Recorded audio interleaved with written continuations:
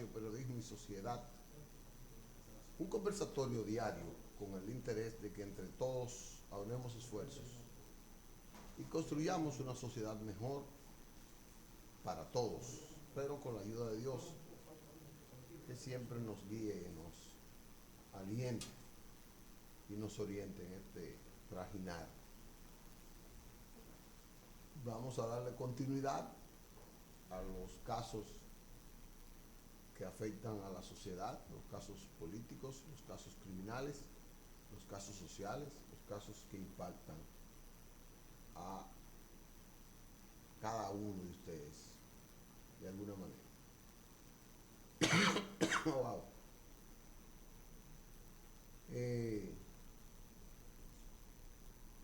Vamos a comenzar con la situación, como está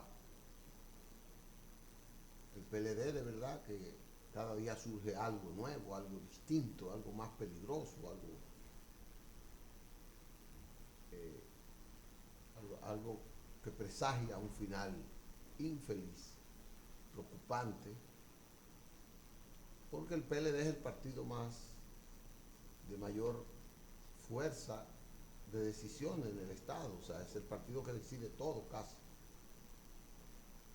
Y ese es el partido que puede, está tan grande que se puede disminuir, que se puede romper. Estaba tan unido que se puede dividir. Porque no va, las cosas no son estáticas, y menos las que son manejadas por seres humanos. Los seres humanos cambian de acuerdo a circunstancias, intereses, de acuerdo a cambios hasta hormonales. Entonces, las cosas que dirigen los seres humanos tratan de acercarse siempre a la coherencia, pero no necesariamente son perfectos, no pueden mantenerse de esa manera. Y el PLD demostró tanto tiempo, tanto poder, que ya no podía conseguir más. No creo que pudiera como partido obtener más poder que el que ha obtenido. Entonces la naturaleza de la dirección a tomar tiene que ser para ir perdiendo poder. Porque lo tuvo todo y prácticamente lo tiene todo. No es ilógico, repito, dentro de las leyes sociales y las leyes físicas, que lo mantenga todo inalterable. Y se está manifestando ese deterioro, se está manifestando esa lucha, esa lógica natural para perder poder, para desintegrar fuerzas, para desintegrar partículas. La lucha de ellos es si el núcleo se mantiene igual, si el núcleo se mantiene con fuerza. Está en dudas y más de uno de ellos expresa su seguridad de que las cosas no van a ser felices como ellos esperan. Uno los escucha. Eso. Mucha gente de la sociedad cree que es natural y que es lógico y que es hasta beneficioso que el PLD disminuya su poder, se desintegre de manera que pueda permitir otros aires que participen en las decisiones de todos, que no sea solo ese partido, que lo decida todo, que lo tenga todo. Y mucha gente quisiera ver, más de uno, más de la mitad de la gente expresa el deseo de cambio de la sociedad y del mando. En el PLD hay una gran parte también que quiere cambio, aunque sea con el mismo PLD, pero cambio. No veo que sea ningún cambio, porque que cambien a Leonel por Danilo sería las cosas, digo, siempre será cambio. Puede ser peor lo que venga o mejor, depende de cómo usted lo vea. Pero está dura la situación en el partido, está un poco difícil. Ayer,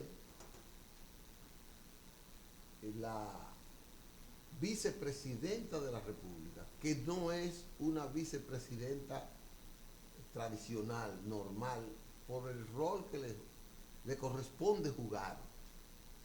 Doña Margarita ascendió al poder por una amistad con el presidente de la República de entonces, fue ascendiendo, hasta llegar a convertirse primero en la primera dama de ese presidente, primera dama del país, y ya eso era suficiente para tener todo el poder que una mujer astuta, inteligente, trabajadora, con ambiciones, pudiera tener. Ella logró aprovechar y sacarle una ventaja extraordinaria a su rol de primera dama,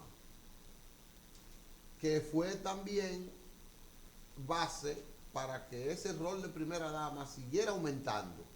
Cuando dejara de ser primera dama, ella no cayó. Ella siguió y se convierte en la segunda mujer, la segunda ciudadana del país. No segunda, sino la ciudadana que ocupa con la mayor vocación a suceder al presidente de la República, que es la vicepresidenta, y ya tiene 2 periodos como vicepresidenta, demostrando no solo que es mujer, sino la capacidad, demostrando esa capacidad de poder, demostrando esa inteligencia, esa capacidad de trabajo, esa habilidad. Y ha sido electa 2 veces vicepresidenta. Usted puede estar en contra de ella, de todo, pero no puede dejar de reconocer que es una mujer con éxito, muy inteligente. Usted puede no compartir muchas cosas de ella, pero ella tiene esas condiciones. Entonces ayer ella habló, dentro de ese rol que ella misma define, de difícil, un escenario para ella incómodo, que ya había sido expresado antes, porque ella tiene el dilema, un dilema donde nada más se pierde. El dilema es un problema, es una madeja donde usted nada más pierde cualquier solución. Entonces ella tiene el dilema de ser obediente, leal, no obediente, leal a su presidente, que es la máxima expresión de unidad de poder. El presidente y el vice expresan esa lealtad de uno al otro, confianza. Entonces ella está obligada, no estoy diciendo que lo esté cumpliendo 100%, pero ella está obligada a obedecerle lealtad, a guardarle lealtad al presidente, lealtad, respeto y consideración. Puede ser que en un momento dado no esté de acuerdo con cosas que él haga, pero ella es la vicepresidenta, que él la escogió precisamente por eso. Entonces ella está en ese dilema porque también al lado, ella está en el medio, al otro lado, no sé si en cuál, en el derecho o en el izquierdo, está su esposo, que la hizo primera dama, que la catapultó al escenario político donde está, al quien le debe gran parte de lo que es, porque que ella sea vice tiene mucho que ver con que haya sido la primera dama del presidente, que luego de ser presidente sigue siendo el presidente de su partido. Entonces ella tiene ese dilema, lealtad al esposo, al padre de su niña, y lealtad a su presidente que la escogió para que esté con ella, con él, en esa expresión de poder, en esa unidad de poder. Pero ayer ella dijo cosas que uno no las espera que la diga una persona de su nivel de inteligencia. Doña Margarita dijo ayer lo siguiente: señor director, dígame de eso para que me ponga ese video de doña Margarita Cedeño, la honorable vicepresidenta de la República. Adelante.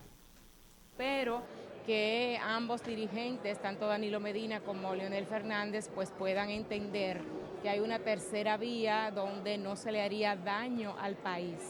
ni internacional ni nacionalmente. Cualquiera de las dos candidaturas de ellos sería un perder-perder. Con una tercera vía sería un ganar-ganar. Además saldría mucho más barata las elecciones. ¿Cuál sería esa tercera vía? Gracias. Por aquí. Por aquí. ¿Cuál sería? Quien aparece como tercero siempre en todas las encuestas, aún sin haber abierto la boca diciendo que es precandidato y estando en una posición tan difícil como es el jefe y el esposo. Entonces, claro que sí, que hay una buena tercera vía, además una buena tercera vía, que no es un invento, que no es una creación y que no es tampoco una improvisación. Entonces, ¿por qué no ponerse de acuerdo? Y que la razón prime e impere por el bien del país. Yo espero... Bueno, ustedes ven lo que ella dijo. Ella dijo varios términos, expresó varios términos. Caramba, que yo no los espero, cualquiera no los espera, cualquier ciudadano no espera que una personalidad de su nivel y de su estatura política pueda expresarlo. Ella quiere ser presidenta.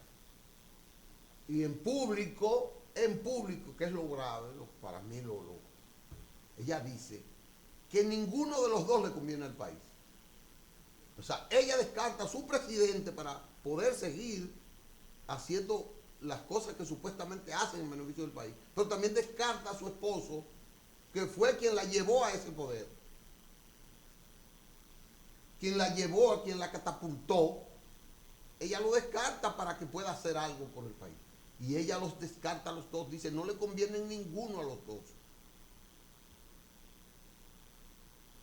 Y es verdad que ella tiene y merece tener sus aspiraciones y tener sus deseos, pero ella no puede, ella tiene que saber que en aras de esas aspiraciones legítimas, merecidas, democráticamente, con todo su derecho, pueda romper esa lealtad que ella debe a su esposo y al presidente, porque ella quiere ser. Ella ayer se descartó para todo. Ella ayer, con esas palabras, mi criterio es que se descartó. Y me luce, a mí me apenó mucho porque ella es una mujer con, repito, mucha sagacidad, mucha inteligencia, trabajadora, que lo ha demostrado con el éxito, repito eso, que usted puede no compartir la mayoría de las cosas con ella, pero su éxito no es fortuito, no fue que le cayó de las manos así por así, ella lo fue labrando desde su consultora, es más, ella la fue labrando desde abogada, desde estudiante de derecho, fue ella labrando ese poder. Y tomó decisiones inteligentes y arriesgadas, determinantes para que ella esté ahí. Y está ahí. El que se arriesga es el que llega. Puede fracasar en el camino, pero tiene, y ella lo ha logrado. Entonces, doña Margarita ayer, desde mi punto de vista, como una tercera opción, que es lo que ella reclama, lo tiró por la borda. Porque usted puede decir, yo aspiro, yo soy una solución, ellos son buenos, pero ellos no unen al partido, pero de que ninguno van a convenirle al país, eso no puede ser. Hay muchas palabras para decir eso. Por otra parte, ella dice que cualquiera de los dos le hace daño internacional al país. Ella lo dijo. Que ellos deben razonar. O sea que ellos tampoco están razonando. Que su presidente y su esposo, dos presidentes, no están razonando. Y que debieran razonar para que no le hagan daño internacional al país. Porque cualquiera de los dos, además de no convenirle al país, porque quizás ya no tiene nada que hacer, eso lo digo yo, le hacen daño internacional al país, lo dice en medio donde ella debió salir a defender a su esposo con capa y espada, que su esposo está siendo acusado de graves acciones para la moral, la ética y la democracia de América Latina. Su esposo antes de anoche fue acusado de graves acusaciones que no pueden pasar por alto. ¿Y qué pasa? La lealtad de su esposo, la lealtad de la vicepresidenta. ¿Quién debió salir ahí? Todas esas cosas individuales y particulares, yo pensé que debieron salir a defender ese vínculo que obliga a la lealtad de una pareja. Ella no, ella se fue por la parte de ella. Y repito, yo no sé lo que quiso decir, pero dicho en medio de estas graves acusaciones que ha hecho el periodista Bailey, dicho en medio de eso, que le hacen daño internacional, que no continúe, o creo que la palabra fue que le hacen daño internacional al país. ¿Y en qué le pueden hacer daño internacional al país? Yo me gustaría que ella hubiese definido en qué le hace, porque yo puedo hacer, como ella no lo definió, seguir especulando de que ese escándalo de recibir dinero, de muchas cosas que se hacen, que se dicen, le hacen daño internacional al país. Más hoy que sale en el periódico Hoy una denuncia, una afirmación, no una denuncia, una afirmación en el periódico Hoy. Si usted lo une todo eso a lo que dice ese periódico Hoy, que dice que el jueves pasado el periodista Bailey denunció, informó de que habría ocurrido una visita del delegado de los Estados Unidos, el señor Copley, del Departamento de Estado para manifestar, según Bailey, de que a Estados Unidos estaba preocupado por la reelección del presidente Danilo, pero también estaba preocupado por los aviones que en horas nocturnas de forma sobrepticia, dice Bailey, traen desde Venezuela aviones que descargan de todo y que están manipulados u orientados por ex jefes militares del país.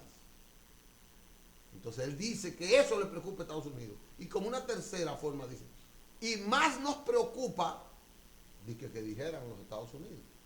Y estoy narrando lo que dice el periódico Hoy.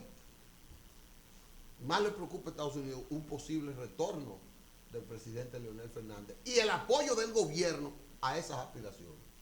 Le preocupa, dice Bailey, que hay que demostrarlo, no diga infamia, sino que hay que demostrarlo, hay que someterlo a la justicia. A Bailey hay que hacer lo que hizo Hipólito con Wilton Guerrero.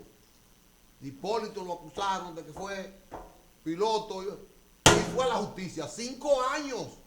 Demostró que no había justicia porque al final él tuvo que decir, el otro pedirle excusa y todo, y él decir que no iba a hacer más nada. Pero le dieron la razón a Hipólito. No le pudieron probar eso. Entonces Hipólito fue a la justicia. A Bailey no es con declaraciones públicas que hay que enfrentarlo. A Bailey hay que someterlo a la justicia por difamador, por calumniador.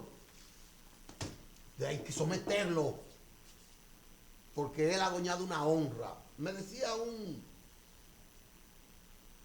un amigo político que no hay cosas, que de las cosas que más le duelen al presidente Fernández, que no se las saca del corazón, está, no sé si es verdad, de que él un día iba a un viaje de la OEA y apareció Quirino.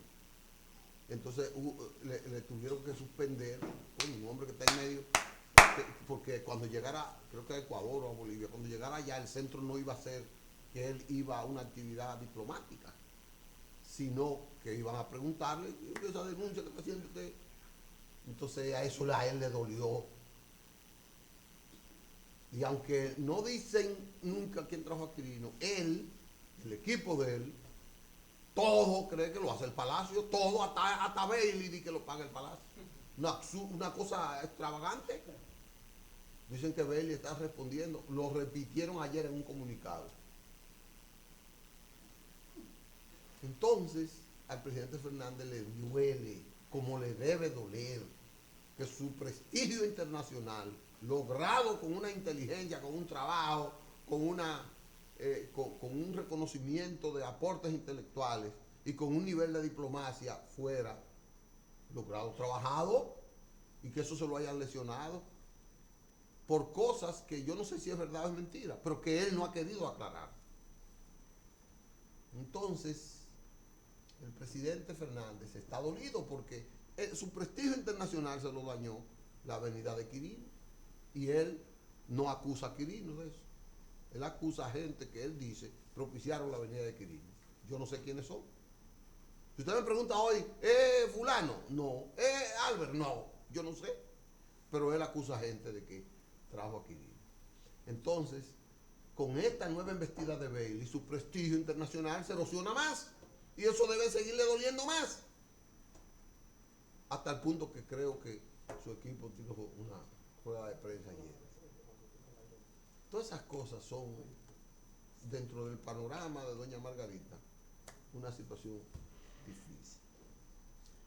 Me pasé con unos minutitos, dicen los muchachos, pero les pido perdón a nuestro asiduo participante de los miércoles, el licenciado Julio Caminero. Saludos para Milito, mi querido amigo y hermano Milito desde Boston, para Isidro Toro, que está en sintonía, Juan Carlos de Padua y muchas personas más que están en sintonía, Diomari Sánchez, Rafael de Lara, Ramón, bueno, ese es Milito. Vamos a una pausa porque la cosa está caliente. Felucho dijo muchísimas cosas, hizo un análisis y escuché a la diputada de Santiago, hermana del presidente, ¿cómo que se llama? Lucía Medina, por decir, la cosa está caliente ahí, muy caliente. Felucho dice que a Danilo le duele que le llamen dictador, como cualquiera, porque él ni siquiera ha dicho que se va a reelegir. Y usted no puede jugar a nadie por su apariencia. Entonces, eso es así. Por eso yo me mantengo aquí con esa objetividad de decir, bueno, ¿se puede modificar la Constitución? Sí. De eso vamos a hablar en otro segmento, con otros expertos. Nos vemos en breve y venimos con Julio Caminero para hablar de otros temas económicos en este caso.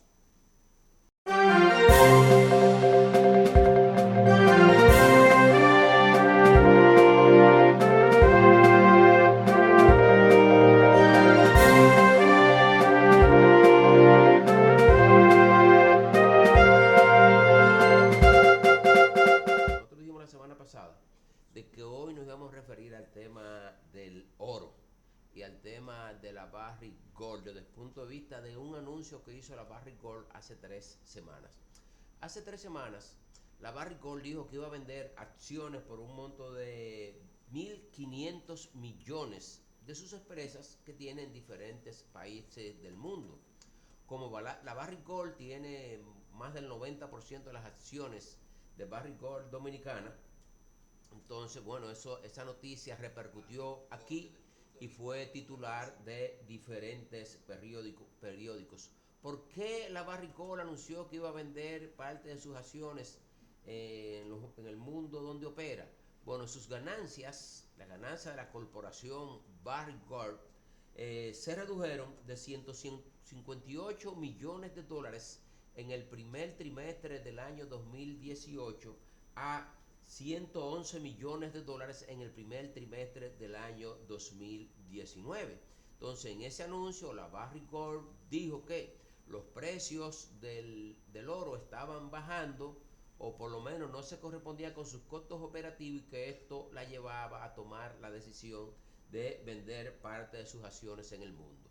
El precio del oro es una variable importante para la economía dominicana porque la Barrick Gold genera ingresos tributarios para el país, y por eso cuando se formula el presupuesto general de la nación, entre los supuestos se pone cuál va a ser el precio del oro. Para este año, el presupuesto general de la nación se está contemplando un precio del oro de $1.261 con 50 centavos la onza Troy. Si se alcanza ese precio, entonces Pero, ¿cuál es el precio que tiene actualmente? No, está por encima, porque actualmente está a 1287, está más o menos. Llegó a estar a cerca de 2000. Llegó a ser a cerca de 2000. Eso es un promedio. Eso es un promedio, claro. Tú sabes que eso es un promedio, tú te encuentras todos los días con el precio de los diferentes minerales, incluyendo el petróleo. Posterior a esa información, 3 semanas después, entonces, aparte de que en su momento la Barrick Gold aclaró de que no, de que en el caso de República Dominicana no estaba previendo vender sus acciones, pues anunció hace 2 semanas de que va a hacer inversiones por $1.000 millones aquí en el país, y en ese anuncio el presidente de la Barrick Gold dijo de que en República Dominicana había invertido $5.200 millones y que había pagado impuestos por el orden de unos $1.600 millones y que ya la Barrick Gold había hecho exportaciones por $8.500 millones. Nosotros recordamos que esos $3.500 millones que se hicieron entre el 2011 y 2014 fueron fundamentales para la cuenta que se llama inversión extranjera directa, y también fueron fundamentales para apuntalar lo que es el déficit, contrarrestar el déficit de la cuenta corriente de la balanza de pago, y evidentemente también que eso influyó también mucho en la estabilidad del tipo de cambio. Déjame hacerte una pregunta, Julio, como experto que eres. Cuando se habla del Producto Interno Bruto y su crecimiento económico, ¿tiene mucho que ver con esas exportaciones? Depende, y con esa comercialización. Depende en su momento cuál es la variable de las cuentas que integran el Producto Bruto Interno, la que apuntala el crecimiento. Por eso tú ves que a veces te dice, va a poner ahora, te dice, la economía creció en el primer trimestre del año 5.7%. El crecimiento fue encabezado por el sector construcción. Okay. Entonces tú dices, bueno, vamos a ver entre el sector construcción, ¿qué lo apuntala? ¿El sector privado o el sector público? Está bien, sigue. Y entonces, en este caso, hubo algunos momentos de que, como el 2014, 2015 precisamente, que el crecimiento del PIB, la variable que más crecía era la variable minas y canteras. Se llama que era en el momento que se estaban haciendo esas inversiones en la Barrick Gold, y que también los precios del oro estaban alcanzando máximos históricos. Eso ha regresado a la normalidad. ¿Cuánto le ha ingresado al fisco por concepto de impuestos pagados por la Barrick Gold en el periodo 2012-2017, de acuerdo con un estudio que está insertado en la página web de la Dirección General de Impuestos Internos? Bueno, por impuestos sobre la renta, en esos 5 años que van del 2012 al 2017, se han cobrado 17.193 millones de pesos, 96.3 millones de pesos. Por ganancia de capital, se han cobrado 3.157 millones. Por impuesto mínimo anual minero, 4.947 millones. Por ingreso por concepto de utilidad, 30.646.8 millones de pesos. Y por lo que se denomina retorno de fundición minera, se han cobrado 9.826 millones de pesos. En estos 5 años han ingresado al fisco por concepto de impuestos cobrados a la Barrick Gold por diferentes conceptos, 65.573 millones de pesos. Esto nos indica a nosotros que en promedio, si tú divides esos 65.000 en 5 años, el Estado cobra alrededor de 13.000 millones de pesos por concepto de la explotación del oro. Está hablando de 200 y pico de millones. 200 y pico millones de dólares al año. Por eso, cuando se hizo el anuncio de que la Barrick Gold estaba vendiendo sus acciones en el mundo, se dijo, bueno, repercutió aquí. ¿Qué va a pasar con República Dominicana? Porque si tú decides salir de un negocio, generalmente porque tú crees que las expectativas no son buenas. Pero eso no sería muy poco para el Estado, para entrada de 200, por todo, impuestos, ganancia de capital, retribución. Bueno, tú sabes que cita en una de esas conversaciones entre Sancho Panza y el Quijote, en una Sancho Panza le dice que muchos pocos hacen un mucho. O sea, esos 200 millones de dólares, 10.000 millones de pesos, es verdad, con relación a los 640.000 millones de dólares que se esperan recaudar, ahora son pocos. Pero si dejan entrar, hace un efecto, porque es mucho lo que se puede hacer con 10.000 millones de pesos. Imagínate quizás terminar de habilitar 2 o 3 hospitales por ponerte un ejemplo, o dotarlo de todos los insumos y medicamentos que se necesitan para atender pacientes. Pero de todas maneras, recuerde el empleo que genera una empresa como la minera. Ok, ya está en una etapa que no es como al inicio. Ahora son menos, pero tiene un impacto considerable ahí en la localidad donde opera. En Cotuí, Ahí en Cotuí, el municipio de Maimón, ahí opera una cooperativa de ahorro y crédito muy pujante, Cooperativa de ahorro y crédito Maimón, que se ve apuntalada por las operaciones de esta empresa. O sea que cuando se hizo el anuncio, claro que tenía que provocar una situación de preocupación, pero después, vamos a decir que en el caso dominicano, Barrick Gold se echó para atrás, todo lo contrario. Allá tenemos proyectado hacer inversiones por $1.000 millones. Ahora bien, de dicho al hecho hay mucho trecho. Sí. Tú sabes que es una empresa que como tiene un pasivo ambiental ahí, también tiene que hacer anuncios. Cada vez más creciente. Sí, cada vez más creciente. Todos estos anuncios de esta naturaleza pueden inscribirse dentro de eso. Pero de todas maneras lo que hay que esperar. A ver, lo que estamos hablando es del impacto que tiene una empresa como esta en el fisco, el impacto que tiene en la comunidad donde opera, que lo tiene. O sea, tiene un impacto económico, tiene un pasivo ambiental, por ahí genera empleos y genera riqueza. Cerrado este tema de la Barrick Gold, nosotros tenemos que hablar de encaje legal. Vamos a una pausa y entonces entramos con ese otro tema después de la pausa. Así es. Sí. Vamos a una pausa, muchachos, y entonces venimos con el encaje legal explicado por Julio Caminero a manera de pedagogía económica y financiera.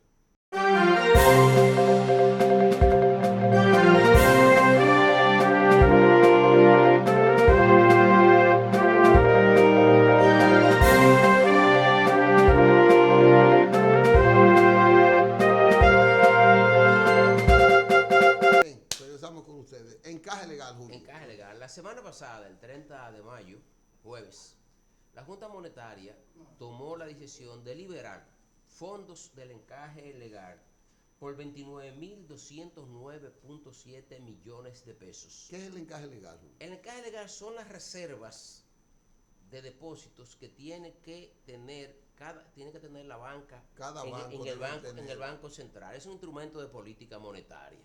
Entonces, como para resguardar los ahorros.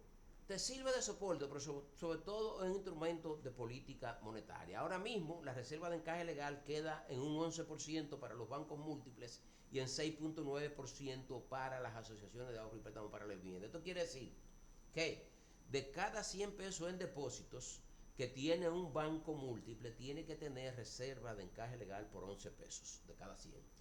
En el caso de las asociaciones de ahorro y préstamo, de cada 100 pesos que tenga el depósito, debe mantener en reservas de encaje legal 7 pesos. Este dinero se deposita en el Banco Central. A veces el reglamento permite que el 50% de la mitad se mantenga en caja de la institución. Y esto, cuando aumenta el encaje legal, es decir, si en vez de tú tener 11 de cada 100 en encaje legal, me tienes que tener 15, tú tienes menos recursos para prestar. Pero si en vez de tener 11 tiene 8, tiene más recursos para prestar. Entonces, por eso es un instrumento de política monetaria. Entonces, el Banco Central decidió que de esos fondos que tiene ahí represados por concepto de encaje legal, que son de la banca, usted puede prestar, tiene disponible para prestar 29.209 millones de pesos. Esos recursos usted me los va a prestar a una tasa fija de un 9% anual. Y esos son préstamos a un plazo de 6 años. Y esos son créditos que van destinados al sector exportador, al sector manufactura, al sector agropecuario, al sector de las MIPYMES, a los préstamos hipotecarios y préstamos al consumo. En el caso de los préstamos hipotecarios, para 2 tipos de viviendas terminadas. Unas viviendas de tipo económico de hasta 3.5 millones de pesos y ya unas viviendas un poco más de mayor valor, un poco de clase media, que es de hasta 8 millones de pesos. Evidentemente. La clase media tiene que ser hasta los 3, porque ya que clase media por 8 millones. Entonces, la banca tiene ahora esta disponibilidad de 29.000 millones de pesos. Entonces eso está distribuido, lo podrán colocar los diferentes tipos de entidades de intermediación financiera, que son los bancos múltiples, que tienen el mayor porcentaje, como el 90, casi el 85%, el 80%, las asociaciones de ahorro y préstamos, los bancos de ahorro y créditos y las corporaciones de crédito. Ahora bien, yo me encuentro entre los economistas que fueron sorprendidos con esta disposición. ¿Por qué para mí fue una decisión de sorpresa? Porque generalmente el Banco Central, la Junta Monetaria, toma este tipo de disposición de inyectar mayor liquidez a la economía cuando se prevé o siempre ha sido en reacción, es decir, después de rendir un informe en el que dice que se ha caído el crecimiento de la economía. Entonces nosotros vemos... El circulante se estimula así. Y el circulante entonces te estimula el crédito y te estimula el consumo y eso te dinamiza la economía. ¿Qué ocurre? La economía dominicana creció 7% en el año 2018. En el primer trimestre del año, la economía te creció un 7%, un 5.7%. Eso es menor que el 6.6% que creció en el primer trimestre del año, pero sigue siendo un crecimiento alto, porque es un crecimiento por encima y por encima del crecimiento potencial de la economía. El crecimiento potencial de la economía es de aproximadamente 5%. Bueno, si creció 5.7%, usted tiene que estar previendo que se va a caer dramáticamente el crecimiento en el primer semestre del año o en lo que resta del año. Entonces por eso usted toma una decisión, se adelanta a inyectar recursos a la economía. Pero otro factor que se toma en consideración para tomar medidas de esta naturaleza es cuál es el nivel de liquidez de la banca. Bueno, el sistema financiero, y esto lo dicen los propios informes del Banco Central, los informes de la Superintendencia de Banco, disfruta de una liquidez holgada. Hay unos 5 indicadores que utiliza la Superintendencia de Banco, un sistema de indicadores financieros que tiene, que está insertado en su página web, que le dice cómo anda la liquidez del sistema financiero. Fíjese, lo que trabajamos con estos temas de indicadores que hemos trabajado en banca, hay un indicador que se llama disponibilidad más inversiones en depósitos y valores sobre el total de activos. Ese indicador es de un 34.4%. Eso quiere decir que de cada 100 pesos en activos que tiene la banca múltiple, 34, casi 35 pesos están representados por disponibilidades o por inversiones en depósitos y valores. ¿Qué quiere decir esto? Que si a un banco se le presenta una situación de que tiene una demanda de crédito, de unos créditos muy importantes que no quiere que dejar caer porque son buenos créditos y le van a representar buen rendimiento, ¿qué hace? Déjame yo retirar de mis depósitos en otras instituciones financieras, déjame retirar de mis inversiones en valores y dedicarlo a colocación de crédito. Entonces la liquidez de la banca aparentemente, de acuerdo con estos indicadores, es muy holgada, a menos que no tenga algunas restricciones para usar esa liquidez de que dispone. Por ejemplo, la disponibilidad es sobre el total de las captaciones y la disponibilidad de qué tengo yo en mi bolsillo con relación a los pasivos que tengo con terceros. En el caso de un banco, ¿qué tengo yo aquí en Caja y Banco con relación a los depósitos? Este indicador es de 27.61%, es decir, de cada 100 pesos en depósito, de acuerdo con estos indicadores, que tenía un banco al mes de marzo, 27 pesos lo tenía aquí disponible en liquidez. Eso, para lo que hemos trabajado en banca, sabemos que es una liquidez holgada. No es un exceso de liquidez, una liquidez holgada. Entonces se pregunta, sí, la liquidez de la economía se estima que es holgada de acuerdo con estos indicadores que estamos comentando. Si el crecimiento de la economía no se ha caído de manera dramática, entonces usted no esperaba un adelanto de inyectar 29.000 millones de pesos en la economía. Entonces habría que esperar a ver el impacto que esto va a tener. En teoría económica se habla del efecto intertemporal de las decisiones de políticas económicas. Es decir, ¿cuándo vamos a ver estos efectos? Lo vamos a ver posiblemente a final de año. Lo podremos estar viendo todavía en el año que viene. Sí. Y quién sabe, de acuerdo a cómo vaya evolucionando, porque esto tienen que ser nuevos préstamos. A veces la banca se la ingenia, pero tienen que ser nuevos préstamos. El precio de la divisa norteamericana ha experimentado como una movilidad.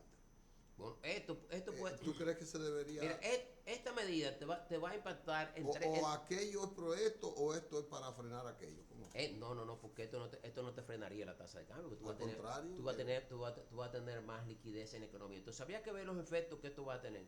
Esto podría afectar tres variables claves en la economía. Te puede afectar el tipo de cambio, te puede afectar la inflación y te va a impactar también en las tasas de interés. Porque recuérdate que cuando tú decimos calienta la economía, es decir, cuando tú pones a la economía a crecer muy por encima de su potencial, entonces si tú eres una economía pequeña y abierta, como es el caso nuestro, tú vas a tener un impacto en la inflación y vas a tener un impacto en el tipo de cambio que también te va a alimentar la demanda, porque te va a aumentar la demanda. Y aquí el componente importado de todo lo que se comercializa o es un producto terminado o los insumos incorporados en el producto final es elevado y eso es con divisa. Entonces si tú vas a demandar más divisa, eso te va a tener un impacto. Una de las razones que explicó el gobernador del Banco Central para tomar esta medida era que entiende de que la guerra comercial de Estados Unidos con China podría repercutir en la República Dominicana y eso indicaría que se estaría adelantando a lo que podría, a cómo podría impactar esto en el crecimiento de la economía. No se preveía, porque lo que se dijo a comienzos de año, cuando se publicó el primer informe de la economía, que se dio que creció 5.7%, era que se esperaba que creciera por encima del 6 en el 2019. Si va a crecer a ese nivel, yo me pregunto a cuánto lo vamos a poner a crecer ahora si le vamos a inyectar adicionalmente 29 mil millones de pesos. Tú has hablado del impacto de esa guerra de China y Estados Unidos con Rusia, pero el impacto no se refleja inmediato. No, ni siquiera en Estados Unidos se va a reflejar. No, allá ellos lo han sufrido porque allá consumen muchos electrodomésticos de origen chino que han subido de precio. Hoy se espera que ahora, con esta decisión que tomó Donald Trump, decir que va a poner aranceles a productos mexicanos a partir del mes de junio, entonces se estima, por ejemplo, que en el caso del tomate, como Estados Unidos solamente puede suplir el 50% de la demanda de tomates, y tiene que importar la otra mitad de México, porque México tiene una especie de tomate muy demandada en el mercado americano, entonces eso va a ir como producido con invernaderos especiales, sí. sobre todo en la parte oeste.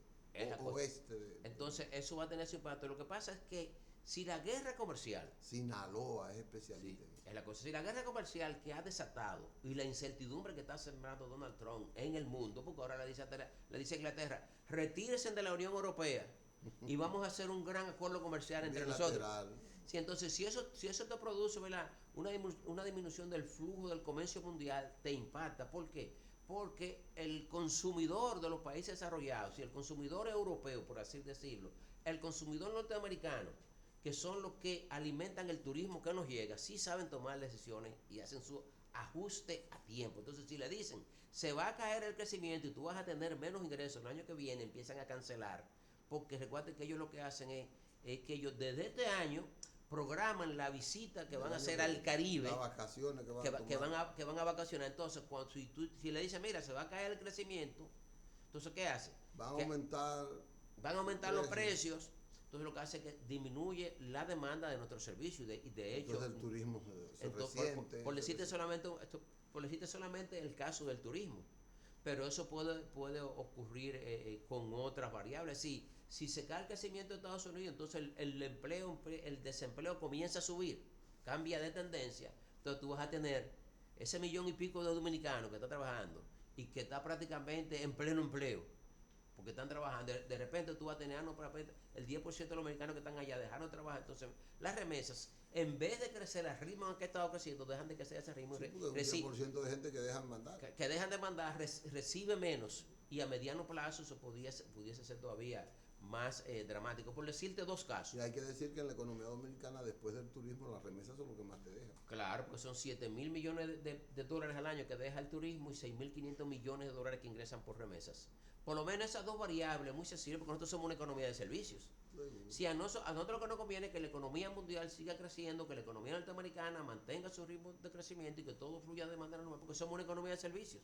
Nosotros exportamos turismo, recibimos remesas, recibimos turistas, exportamos buen trato a la gente y empresas de zonas francas e inversión extranjera directa. Esas son 4 variables que nosotros no controlamos, que dependen del flujo del comercio mundial y que son generadoras de divisas. Entonces eso sí, si tú tuvieras un impacto devastador de esa guerra comercial, entonces nos afecta por esos lados. ¿No? Tendríamos que depender entonces más de la demanda interna. Exacto. Que es muy limitada porque entonces se reduciría el poder adquisitivo. Entonces tú te vas, así nosotros podemos, solamente nosotros, financiar el crecimiento que ha tenido la Tú economía. has hecho una radiografía bastante interesante, real, pero muy premonitoria de lo que nos puede pasar, de cualquier cosa. Si las cosas no salen bien. Y nosotros tenemos una economía débil en ese sentido. Nosotros somos una economía de servicio, dependemos de lo que ocurre en el mundo. O sea, si se descalabra, recuerda, Pampona, en el 2009 fue uno de nuestros peores años en los últimos 15 años. ¿Por qué? Del impacto de la crisis de los Estados Unidos aquí, la crisis mundial. Correcto. Julio, ya el Sí, dueño de este programa dice que no podemos seguir. Mira, Julio, este programa que tú has hecho hoy ha sido excepcional, ha sido educativo y muy esclarecedor. Sé que la gente va a estar ahí. Josefina, que aunque no escribió, estaría Sí, eso. César Natera, el aspirante alcalde de Atomayor, Severino. No sé, se unió a ¿Ese será Miguel Ángel Severino? Miguel Ángel Severino. Ese amigo de nosotros. Exacto. Y para todos los que nos sintonizaron en el mundo entero, pues muchas gracias.